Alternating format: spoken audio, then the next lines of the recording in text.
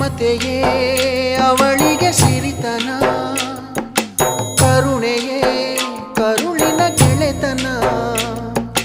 ದೇವರಿಗೂ ಅವಳೆ ತಾನೆ ದೇವರು, ಅವಳ ಸರಿ ಸಮ ಯಾರು ಕಾಣರು. ಅವಳ ಪ್ರೀತಿಯಲ್ಲಿ ಜಗವೇ ಬೆಳಗುವುದು. ಅಮ್ಮ ನಿನಗೂ ಮೊದಲು ಜಗದಲ್ಲಿ ಯಾರಮ್ಮ, ಹೆತ್ತವಳು ಯಾರಮ್ಮ, ಹೊತ್ತವಳು ಯಾರಮ್ಮ. ಅವಳಿದೆ ಅಮೃತದೇ ಉತ್ತರವು ಇದೆಯಮ್ಮ.